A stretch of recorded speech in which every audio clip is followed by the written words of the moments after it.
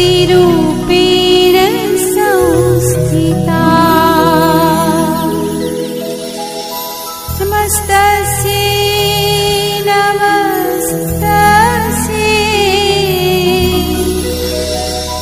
नमस्तस्यै नमो नमः। पाठ 8 कोष रचना અને તેના કાર્યો। કે કોષ છે એ નાનામાં નાનો એકમ છે અને આ એકમ જે છે એને આપણે શું કહી શકીએ? તો કે આ પાઠની અંદર જાણીએ કે તમે આગળ જે છે એ અભ્યાસ કરી ચૂક્યા છો, કે આગળના ચેપ્ટરની અંદર આપણે એવો અભ્યાસ કરી ગયા છીએ કે આપણી આસપાસની વસ્તુઓ જે છે એ કાં તો સજીવ છે અથવા કાં તો નિર્જીવ, કે જે વસ્તુ જે છે એ સજીવ અથવા નિર્જીવ રહેલી છે। એટલે આપણી આસપાસ જે છે એ ઘણા બધા સજીવ પદાર્થ છે અને ઘણા બધા છે એ નિર્જીવ પદાર્થ છે।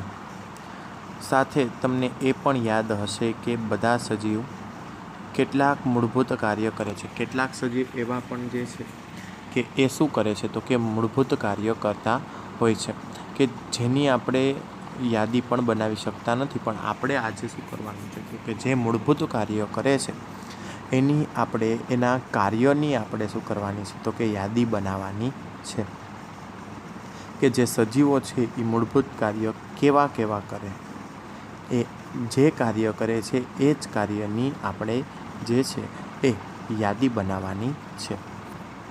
હવે આ યાદી બનાવીને આપણે શું કરીએ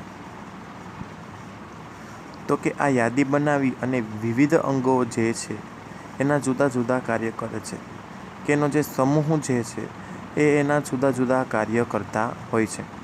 અને આ જે જુદા જુદા કાર્ય કરે છે એના જે તમે જે છે એ સૂચિબંધ પણ કર્યા છે, કે જે તમે જે છે એ શું કર્યું છે તો કે સૂચિબંધ તરીકે ઓળખીએ છીએ। તો એના જે દરેક જુદા કાર્ય છે એને આપણે આ સૂચિબંધ કર્યા છે।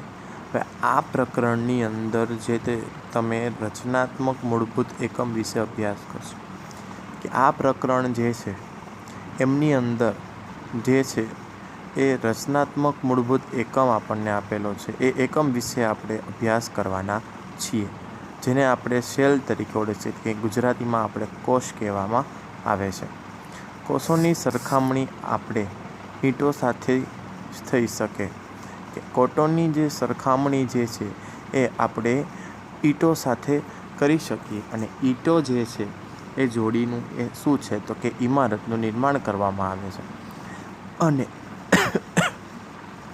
એ ઈંટોનું નિર્માણ કરવામાં આવે એને વિભિન્ન કોષો જે છે એ એકબીજા સાથે જોડાઈને શું કરે છે તો કે પ્રત્યેક જીવનનું શરીરનું નિર્માણ કરે, કે જે એના કોષો જે છે એ એકબીજા સાથે જોડાય અને પ્રત્યેક સજીવ શરીરનું શું કરશે તો કે નિર્માણ કરે છે। હવે આપણે જોઈએ તો કે કોષની શોધ કઈ રીતના થાય।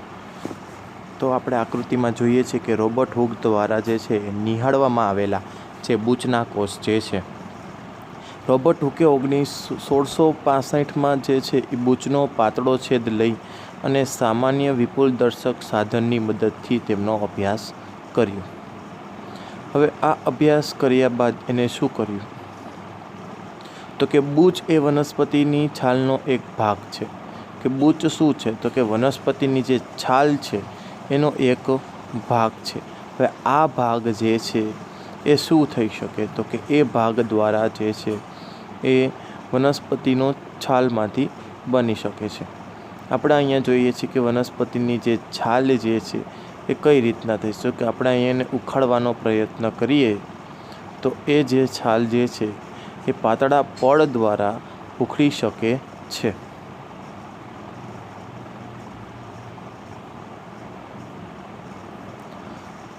ત્યારબાદ એ કોષ જે રહેલા છે તેઓ શું કરી શકે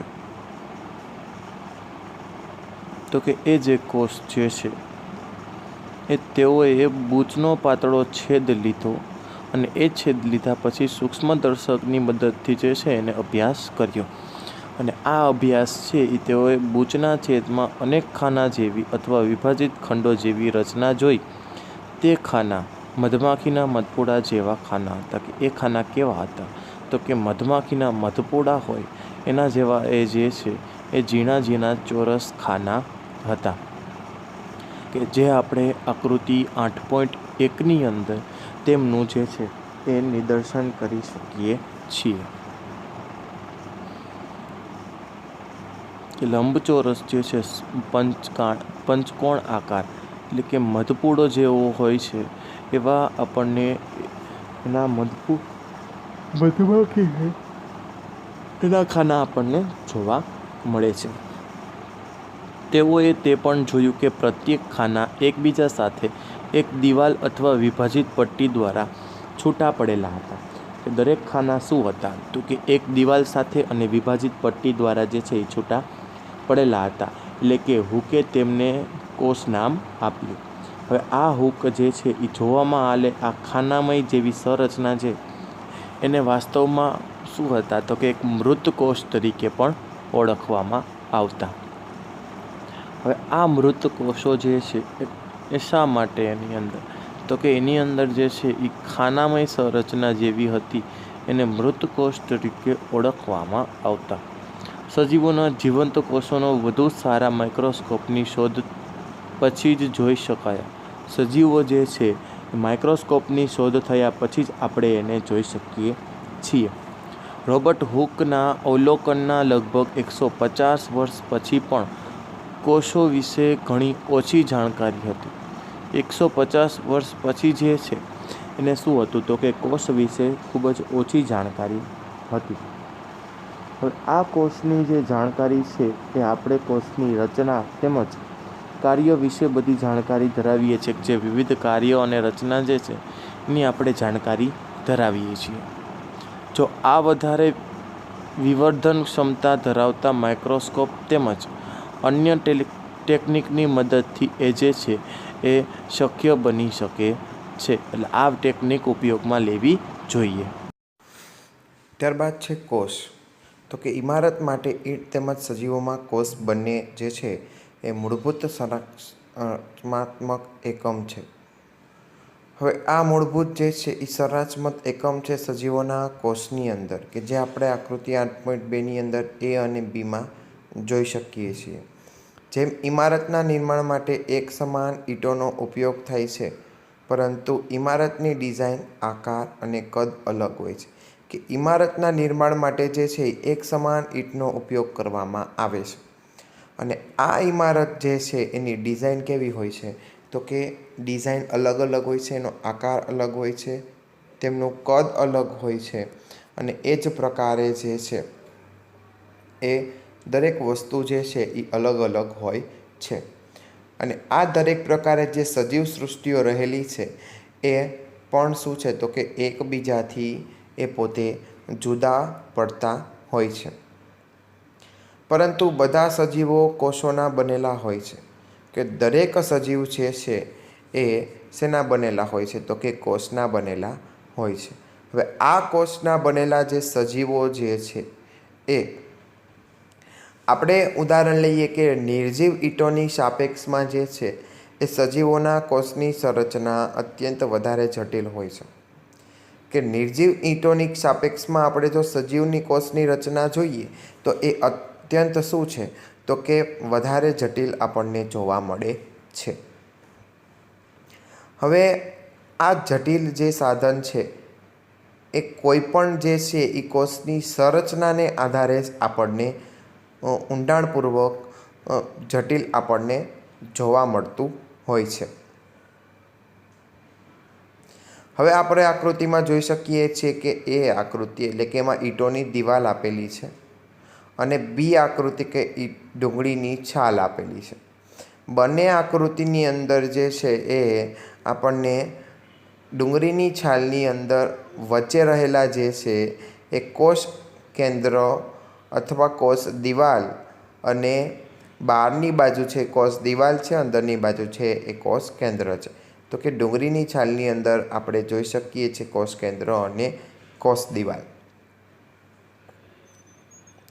હવે મરઘી જે છે ઈંડું એ એક કોષ છે અને એ કદમાં કેવું હોય તો કે મોટું હોવાથી નરી આંખે વડે આપણે જે છે એને સરળતાથી જોઈ શકીએ છીએ કે મરઘીનું ઈંડું છે એ એક કોષ જ હોય છે, કારણ કે એ કદમાં મોટું હોય છે એટલા માટે જે છે એ નરી આંખ વડે આપણે એને શું કરીએ છીએ તો કે સરળતાથી આપણે એને જોઈ શકીએ છીએ.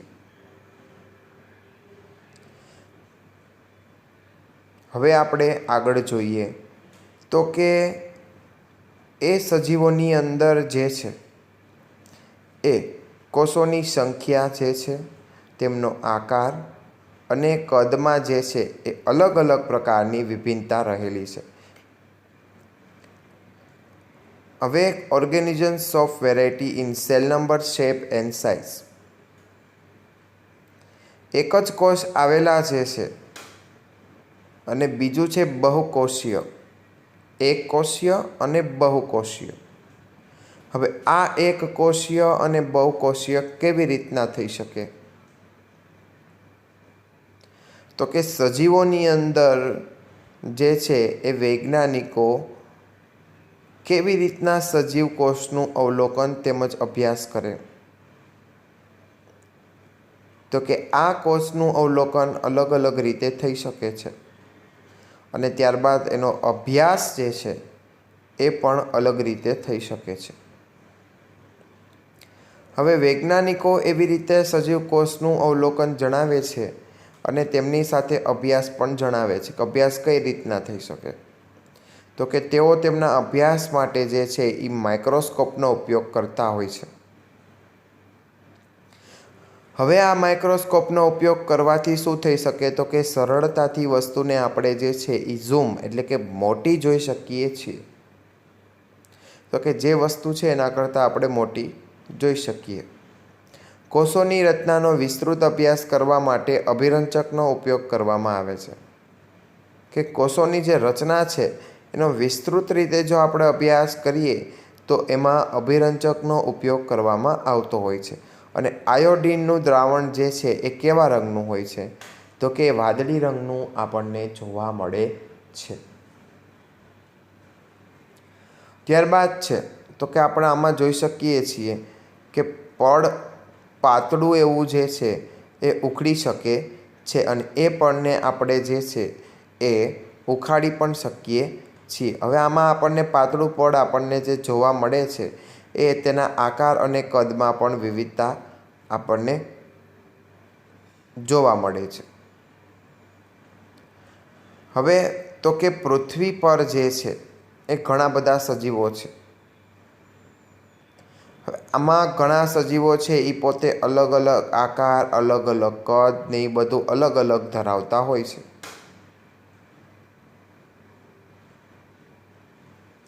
હવે આ આકાર અને કદ જે છે એ અલગ અલગ ધરાવે છે એની પાછળનું કારણ શું તો કે તેમના અંગો છે તેમજ કદ અને કોષોની સંખ્યા જે છે એ કેવી હોય છે તો કે ભિન્ન હોય છે.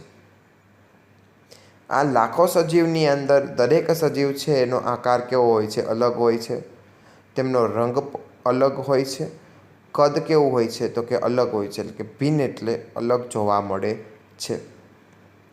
તેમાં અંગો, આકાર, કદ અને કોષોની સંખ્યામાં પણ ભિન્ન હોય છે. તેમાં જે રહેલા અંગો છે, આકાર છે, કદ છે એની કોષોની સંખ્યામાં પણ છે એ આપણને ભિન્નતા જોવા મળે છે. ચાલો તેમાંથી કેટલાકનો અભ્યાસ કરીએ તો સૌપ્રથમ કોષ જે છે એ, ત્યારબાદ પેશી છે અને ત્યારબાદ છે આપણને આપેલું છે અંગ. તો એ કોષ જે છે એ પેશીઓ દ્વારા છૂટું પડે છે અને જે અંગ જે છે એ એના દ્વારા શું થઈ શકે છે તો કે કોષોની સંખ્યા વડે એ પાછું મૂળભૂત સ્થાને આવી શકે છે. હવે આવા ઊંચા વૃક્ષો અથવા તો હાથીના શરીરની અંદર જોવા મળતા કોષોની સંખ્યાનું અનુમાન લગાવી શકો છો કે તમે કોઈ ઊંચા વૃક્ષ અથવા હાથીના શરીર પર જોવા મળતા જે કોષોની સંખ્યાનું આપણે જે અનુમાન લગાવીએ છીએ તો આ સંખ્યા જે છે એ અબજોમાં ખોરવામાં આવે છે અને મનુષ્યના શરીરની અંદર જો અબજોની સંખ્યામાં કોષો જોવા મળે તો આ દરેકની રચના જે છે એના કદ કેવા હોય છે તો કે જુદા જુદા જોવા મળે છે. હવે આ જુદા જોવા મળે એની પાછળનું કોષો જે છે એ પણ જુદા જુદા હોય છે અને એનો સમૂહ જે છે એ અનેક પ્રકારના જે છે એ કાર્ય કરે છે.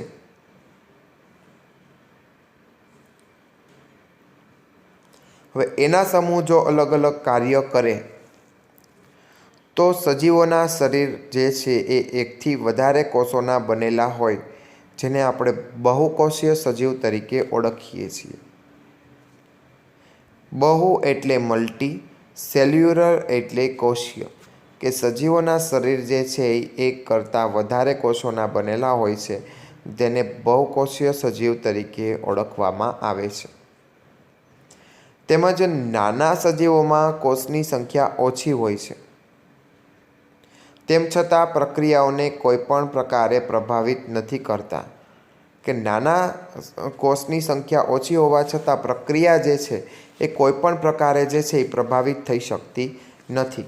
અને તેમને જાણીને આપણે આશ્ચર્ય થઈ શકે કે જો અબજો કોષવાળા સજીવનું જીવન પણ આપણે એક જ કોષથી શરૂ કરીએ તો આ એક જ ફલિત અંડકોષ છે એ શું થઈ શકે છે તો કે ફલિત અંડકોષ વિભાજન પામી અને વિકાસ દરમિયાન કોષની સંખ્યામાં શું કરે છે તો કે વધારો કરે છે. હવે આ કોષની સંખ્યામાં જો ધીમે ધીમે વધારો જોવા મળે તો એમાં ફલિતાંડ વિભાજન પામી અને વિકાસ કરે એટલા માટે જ આ કોષની સંખ્યામાં વધારો જોવા મળે છે. અને આ ફલિત અંડકોષ જે છે એ માત્ર ને માત્ર એક જ કોષમાંથી આપણને જોવા મળે છે. તો જે આપણે આકૃતિ 8.3ની અંદર પહેલી આકૃતિ અમીબા અને બીજું આપણને પેરામીશિયમ આપેલું છે કે જે એ આકૃતિ પરથી સાબિત થઈ શકે છે કે આકૃતિ એ અને બી જુઓ, બંને સજીવો એક જ કોષના બનેલા છે, એમાં બીજો કોષ છે નહીં, માત્ર એક જ કોષના બનેલા છે. તો એક માર્કની અંદર પૂછાય કે એક કોષ ધરાવતા સજીવોને કેવા સજીવો કહેવામાં આવે છે તો આપણે લખી શકીએ કે એકકોષી સજીવ તરીકે ઓળખવામાં આવે છે. હવે આ એકકોષી સજીવ પણ ઘણી બધી આવશ્યકતા ક્રિયા કરે છે અને આ દરેક જે છે એ બહુકોષીઓ દ્વારા થાય છે. એકકોષી સજીવ જેવા કે અમીબા ખોરાકનું અંતઃગ્રહણ તથા પાચન કરે છે અને શ્વસન, ઉત્સર્જન, વૃદ્ધિ તેમજ પ્રજનન પણ કરે છે, કે શ્વસન, ઉત્સર્જન, વૃદ્ધિ તેમજ પ્રજનન પણ કરતી હોય છે. હવે બહુકોષી સજીવોમાં આ બધા કાર્યો વિશિષ્ટ કોષોના સમૂહ દ્વારા પૂર્ણ થાય છે, કે જે બહુકોષી સજીવ જે છે એમાં બધા કાર્યો રહેલા જે છે એ વિશિષ્ટ કોષોના સમૂહ દ્વારા જે છે એ આપણને પૂર્ણ થયેલા જોવા મળે છે. હવે આ પૂર્ણ થયેલા જે બહુકોષીય સજીવોની અંદર જે કાર્ય જે છે એ કોષોના સમૂહ દ્વારા આપણને જોવા મળે છે. તો એમની અંદર જે છે એ કોષોના આ સમૂહના પેશીઓનું એ નિર્માણ કરે છે અને વિભિન્ન પેશીઓ અંગોનું પણ સાથે નિર્માણ કરે છે. હવે તો કે જે આ બહુકોષી સજીવોમાં બધા કાર્ય વિશિષ્ટ કોષોના જે સમૂહ દ્વારા જે પૂર્ણ થતા હોય છે, તો કોષોના આ જે સમૂહ જે છે એ પેશીઓનું એ નિર્માણ થતું હોય છે અને આ નિર્માણ જે છે એ વિભિન્ન પેશીઓનું અંગોનું પણ સાથે સાથે તેમનું નિર્માણ કરી શકે છે. અને આ નિર્માણ શેના દ્વારા થાય તો કે શ્વસન, ઉત્સર્જન અને વૃદ્ધિના પ્રજનન દ્વારા જે છે એ આ નિર્માણ થઈ શકે છે. અને આ નિર્માણ છે એ માત્ર ને માત્ર બહુકોષીય સજીવોની અંદર બધા કાર્યો કરવા માટે કોષોના સમૂહ દ્વારા જ પૂર્ણ કરવામાં આવે છે.